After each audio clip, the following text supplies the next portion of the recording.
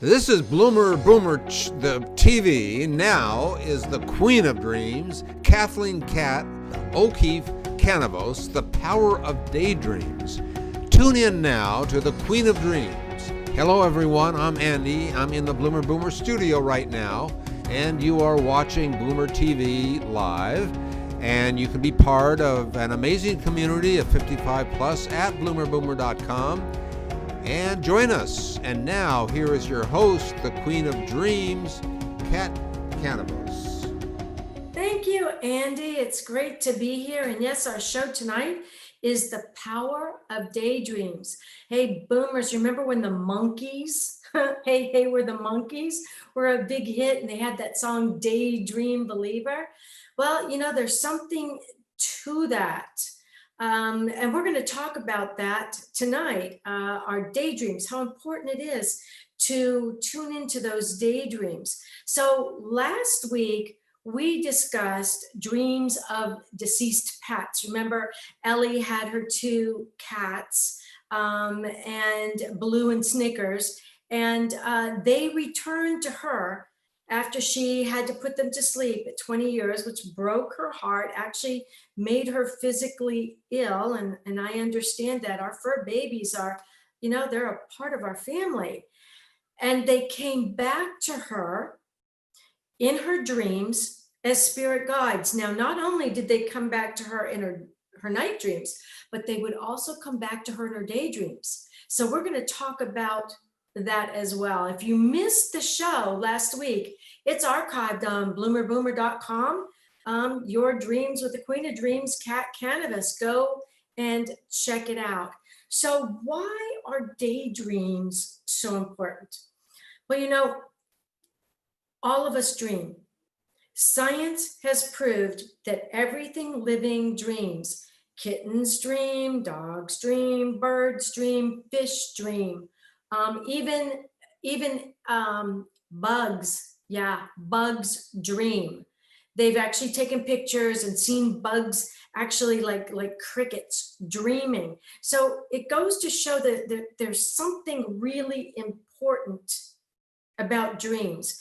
And that brings us to our topic tonight, daydreams. When we can't remember our night dreams, we can always rely on our daydreams to give us little snippets. A daydream is like the door to our night dream, just cracking open just a little tiny bit and allowing us to peek in and kind of remember what we forgot while we were sleeping. So, you know, why would we forget our night dreams? There are a number of reasons. One of the reasons is some of us are on medications that kind of knock it out.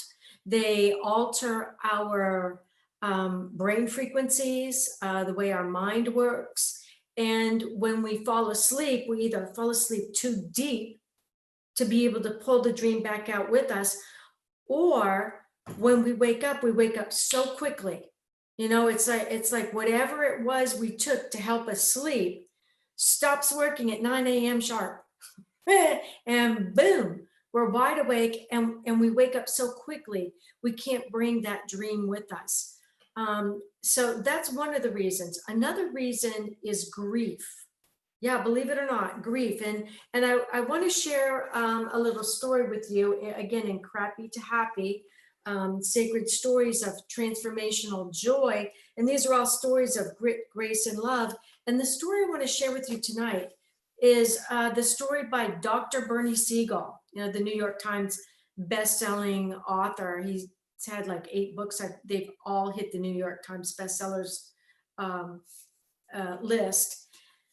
The title of his chapter that he put in the book here, Crappy to Happy, is The Cycle of Life. And it's about when his wife died. He actually found her dead beside him in bed. When he woke up, he didn't realize she was dead. He reached over to wake her up and she was stiff and cold. And even when you're a doctor, even when you're a surgeon and you're used to dealing with death, it's a whole different story when it happens to your loved one, your wife, someone you've spent more years married to than not married to, and suddenly they're gone. And Bernie talks about how it broke his heart. It literally broke his heart, and he ended up in the hospital with heart palpitations and fibrillations, and his heart was literally broken because he had lost his wife. And as boomers, that unfortunately is something that we're dealing with now. So I kind of hope Bernie's story helps anyone who might be going through this now. Bernie's heart was so broken, he was having trouble remembering his dreams, because when you lose someone that you love like that, when you do see them in your dreams, sometimes it's so traumatizing because you just want to grab them, you want to be with them, you want to be with them again so badly. Your mind doesn't let you bring the dream back because you'd be so devastated again, and maybe it would affect your health again. But during the day, he found that when he would be sitting quietly in a chair, maybe just gazing off out the window, looking at the bird feeder, suddenly he'd hear his wife talk to him. And she'd say something that would trigger a dream the night before. And he would suddenly remember little things in the dream, like penny and a dime. A penny and a dime is 11. And 11 was one of her numbers. And 9 was another really important number for them. So, and 7-Eleven, he told me it was like 7-Eleven store down the street, 7-Eleven, 9, and he would be daydreaming, and suddenly he would remember something from his dream the night before, like maybe that just as he was starting to drift off, it was, going down into the dream channel, he would feel a puff on his nose. And he said, it was my wife kissing me goodnight. She always kissed me goodnight on my nose, and I would feel it. And then the next day, he would have a daydream that would crack that door open so that he could remember important parts of his dream the previous night that no longer broke his heart, just little parts of it. Another reason why our daydreams are so important is they can help us problem solve. Okay, so they can help us work through our grief, and they can also help us problem solve. Let's say, you've got to figure out how to put something, a dinner party together. And you're like, I just don't know how I'm going to do this. And then you're sitting there in your chair, just kind of dozing off, and suddenly it just all falls into place. It's like, oh, I can do that now. Do you realize that some of the biggest companies, some of the biggest tech companies in the world require their employees to daydream 20% of the working day? Yes, you heard me right. 20% of the working day, because that is where they get a lot of their ideas. We also get inner guidance in our daydreams. For instance, like I was talking about the dinner party, that might have been inner guidance coming in, and because we couldn't figure out how to do that dinner party, how to make that work with all these different people, with all their different eating habits now and all their different food limitations. You can sometimes get the answer in a daydream. Einstein got a lot of his information in daydreams. He would sit at his desk and just gaze off into space. I mean, the people that worked with him wrote this. He would gaze off into space, look like he was in another world, and then come back with the most astounding ideas. And do you know that Albert Einstein's, his teachers used to write on his report cards, or write when they were writing about having Dr. Albert Einstein in their classroom, they wrote, when Einstein was a child, Einstein was no Einstein because he daydreamed too much. So that just goes to show you how very, very important our daydreams are to us. And again, like I said, it's contact. It's contact from our loved ones. We can um, we can get contact from our grandparents, our parents, our best friends. When I know a lot of people have said, I don't understand what you're talking about when you say daydreaming. I don't daydream. Everybody daydreams just as they dream at night. They don't remember their dreams at night, and they may not realize they're daydreaming. Daydreaming happens when you're just doing nonchalant things or things that are patterns, like folding the laundry, kind of boring. Your brain is going, I am like so out of here. And it takes off to somewhere else while you are automatically folding the laundry, and you suddenly get a great idea for something else that you've been working on. That's a daydream. And so those of you who have written to me and said, I just, I can't remember any of my night dreams at all. It's okay. You can still remember your daydreams, and those daydreams can bring you back into your night dreams. One of the dreams that was sent into me was by a parent. It wasn't so much a dream as it was a concern about daydreams. And she wrote, my child's teacher sends home notes that my child daydreams too much during class. What should I do? Is this bad? Well, let me tell you something. All of my report cards were full of that. Every single report card I had said, Kathy would be a much better student if she would just stop daydreaming. Well, the truth of the matter is, I'm more of a gestalt thinker. There are two types of thinkers basically in the world.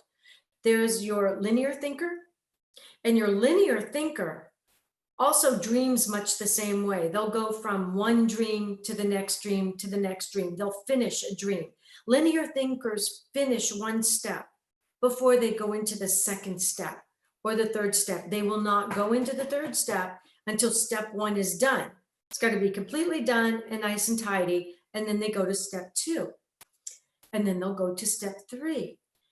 With a gestalt thinker, we see everything completed up in the fourth, fifth dimension, even in the dream world. It's all completed. Everything is done. Like a little puzzle, it's all put together. Then we take those pieces of the puzzle apart and we bring them down into the waking world with us, out of the dream world or out of the daydream world.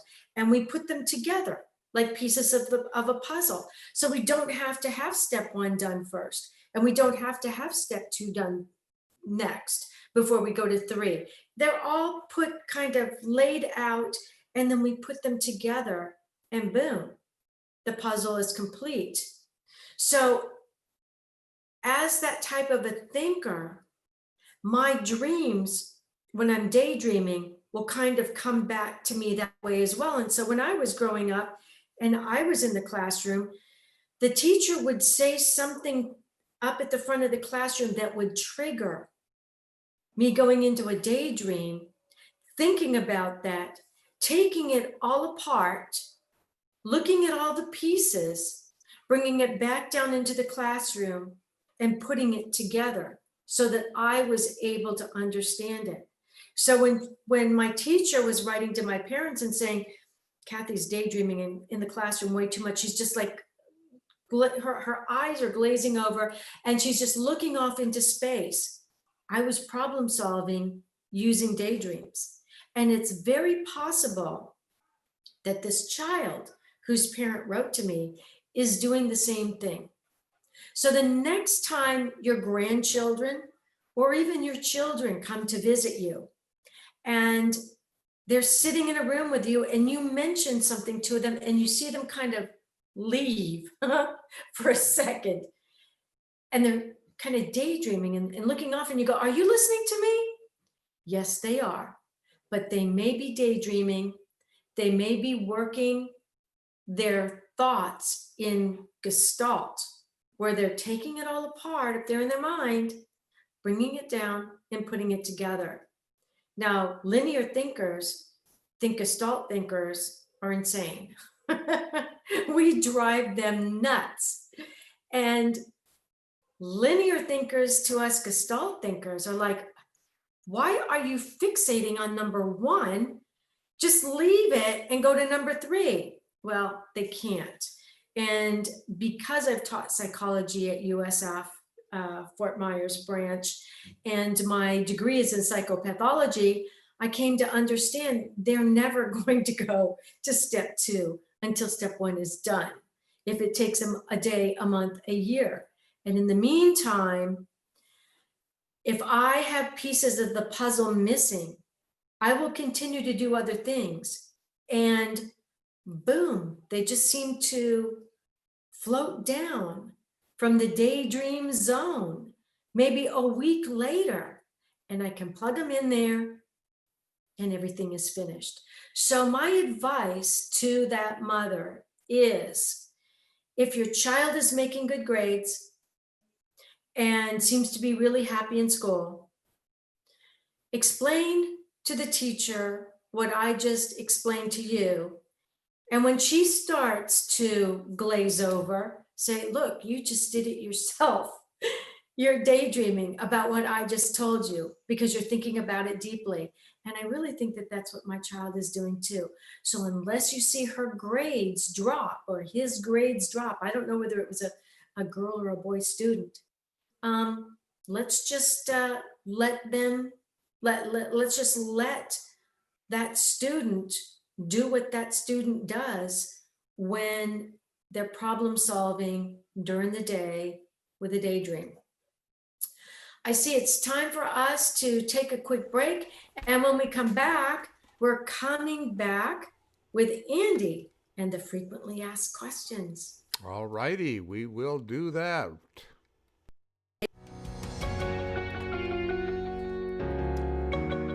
All right, that was a great first part. Let's get back to Kat with our FAQ, frequently asked questions. We're back. Are you? You hear me okay, right? Oh, I do. Okay, great. Hey, well, listen, I really liked what you were saying about daydreaming, because there's hope for me, because as a kid I was a big daydreamer, and I'm glad it wasn't all for naught.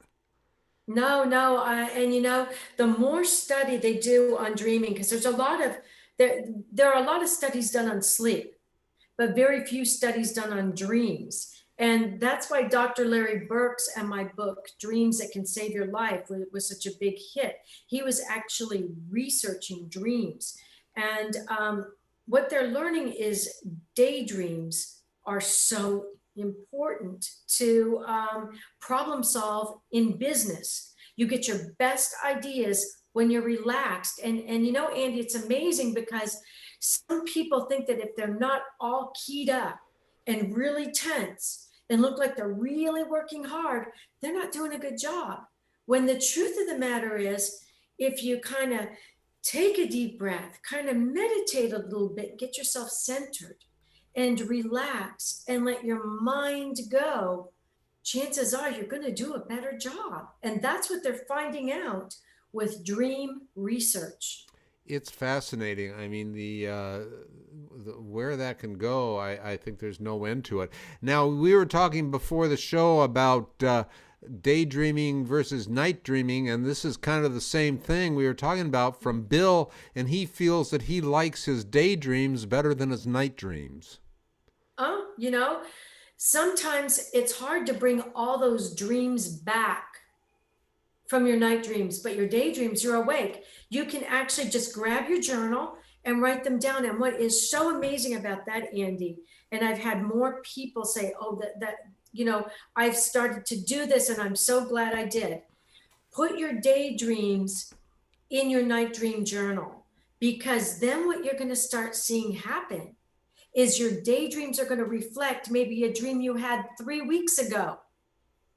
And that's because when we're in dreamland, there's no time. Time stands still. We're in the time continuum. It's all just the big now. So when we peek through that daydream door, we're peeking into the big now, where there is no past, no future, only the big now present.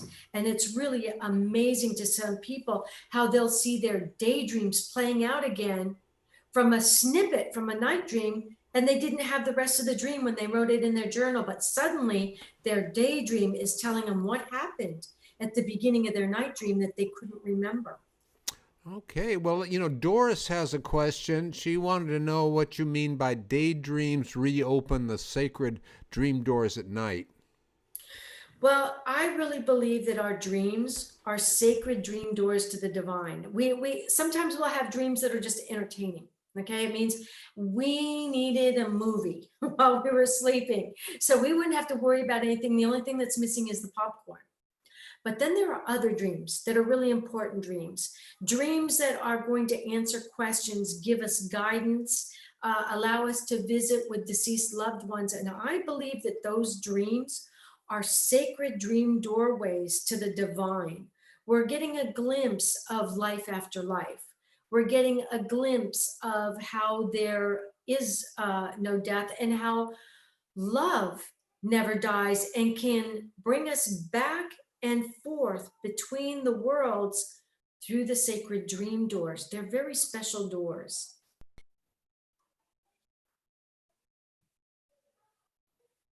Didn't get my button on there at the time. This is You from never know. yeah. This is from Becky. And how do daydreams and inner guidance work together? Oh, that's a good question, Becky. Sometimes they're very closely related. In other words, again, the sacred dream doors that we have at night, sometimes they'll creak open during the day and our inner guidance will come through. Sometimes it's like a voice. Sometimes we'll hear our name called. Sometimes we'll just get the answer. Something like, I think Bernie says in his book, he was daydreaming about his wife going, how am I going to do this? How am I going to do that? And I think she said, just do it. He heard her voice and she said, what? Just do it. Kind of like the Nike commercial. So, they're very similar and they complement each other. I have a couple of your websites here. How can people get in touch with you and learn a little bit more? You can go to Kathleen O'Keefe Kanavos.com, or you can just Google the Queen of Dreams and I will come up. You can go to my website and fun play there. If you go up into the right hand corner, you can download a free gift for you, and it is my video Dream 101 course. Okay, and we know, do you want to talk about your Amazon top seller? Yes, right now our Amazon top seller, bestseller, is Crappy to Happy. And the foreword was written by James Redfield, who wrote the Celestine Prophecies. I know that you boomers know that book well.